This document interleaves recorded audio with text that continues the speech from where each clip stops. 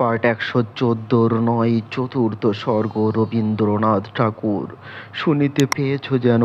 দূর স্বর্গ হতে নলিনী সুমধুর আহ্বানের গান, প্রবাসী যেমন আহা দূর হতে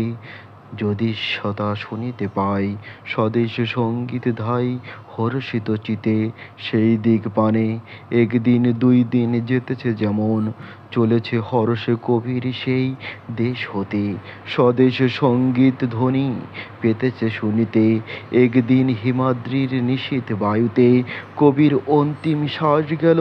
মিশায়ে হিমাদ্রি হইল তার সমাধি মন্দির একটি মানুষ সেথা ফেরেনি নিঃশ্বাস প্রত্যহ প্রভাতে শুধু শিশিরা জলে হরিত পল্লব তার করিত প্লবিত শুধু সে বনের মাঝে বনের বাতাস হু হু করে মাঝে মাঝে ফেলিত নিঃশ্বাস সমাধির উপরে তার তরুণতাকুল প্রতিদিন বরষিত কত শত ফুল কাছে বসে বিহগেরা গাইত গো গান টটনি তাহার সাথে মিশাইত তান।